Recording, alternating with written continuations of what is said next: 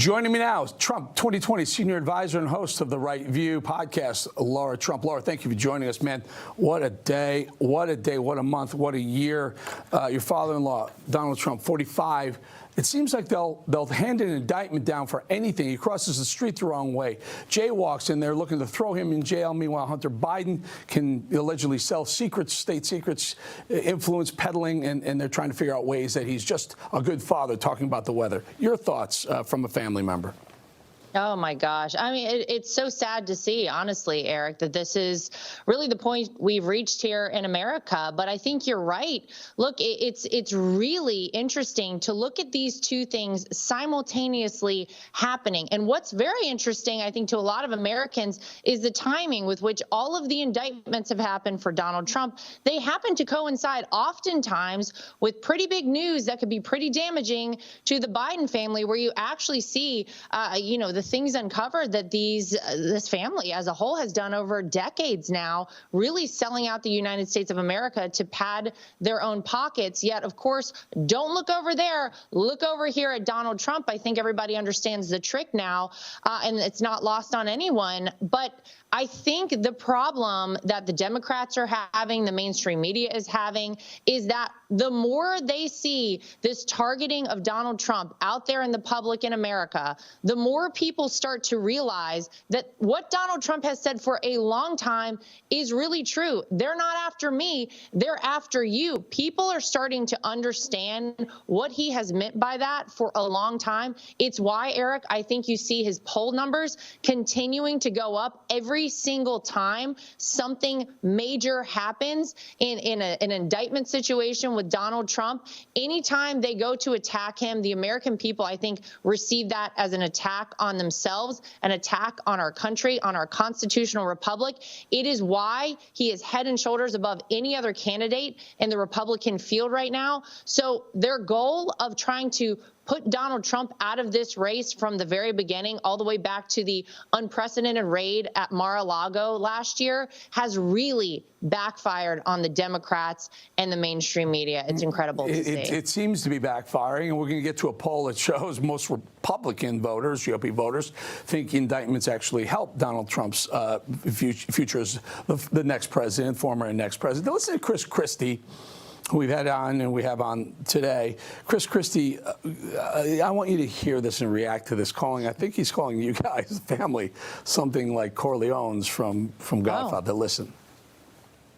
These guys were acting like the Corleones with no experience. I mean, the day after a grand jury subpoena is served, which includes the surveillance tapes, they go down to Mar-a-Lago.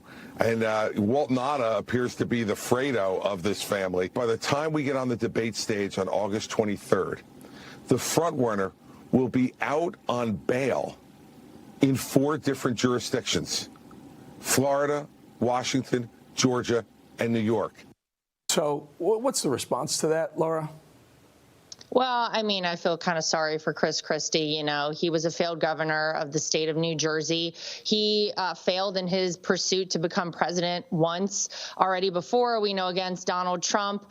And he wanted to become his vice president. And I think he has, quite frankly, sour grapes over that. I don't think he believes by any stretch of anyone's wildest imagination that he has any real shot of becoming president or even the Republican nominee right now in this field. I think he's simply in there because someone is likely funding Christie to bash Donald Trump. I wish him the best of luck, and I hope his next book sells a little bit better. So you're not interested in Christie as the vice president nominee with Donald Trump, I take it? Right now, I don't feel he's probably made the list, but I'll report back on that. Yeah, I think that's a safe bet. 58 Harris poll, a recent Harris poll, 58% of likely GOP voters, 58% say indictments help Donald Trump. 42% say they hurt. That's an amazing statistic right there, Lara. Yeah, I mean, it's incredible to see, but you know what? It gives me so much hope for the future of this country. I think it's felt like we've been in a really dark place where, look, people don't trust our fundamental institutions. They don't trust our Department of Justice. They don't trust so much happening in this country. Look at the, mainstream media. Trust is at an all-time low. So many things that we've relied on, and really that's made us America. And to see that people are kind of waking up and getting it now, I think it really gives me a lot of hope that we have a bright future, that the right thing will ultimately happen, whether it's as it relates to all these crazy, ridiculous indictments for my father-in-law or for the future of this country, the 2024 presidential election. I think we need major change in leadership here in America. And I think the fact that people really are getting it now, Eric, gives me a whole lot of hope, because for a long time, I think people in this country, quite frankly, have felt rather hopeless. Laura, can you, before we go, we're running out of time. I want to tap into your emotion. I want to tap into how these indictments, the indictment handed down to your father-in-law, how does it make you feel? Because a lot of viewers, and frankly, a lot of liberal viewers, centrists and liberals, are pissed off about the way they're treating him. Are you mad? Are you inside Mar-a-Lago, inside Bedminster? Are you guys mad? Or are you going, all right, just another one? What's the emotion behind the walls? I mean, I think at some point, we all have to protect ourselves a little bit. And I think at this point, sadly, it's become a little bit commonplace. And look, you don't find a tougher set of people than those of us in our family. Man, have we been through it from the very beginning, from the day he came down the escalator to announce he was running for president the first time around, to 4 years in office, to a second presidential run in 2020. All that has happened between then and now.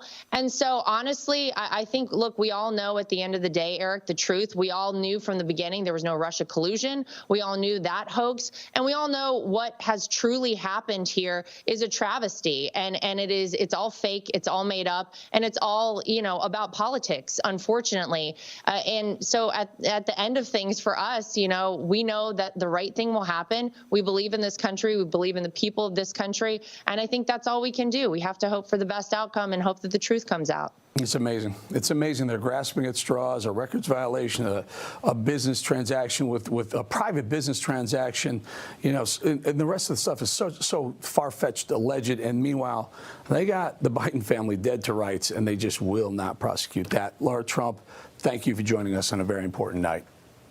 Thank you.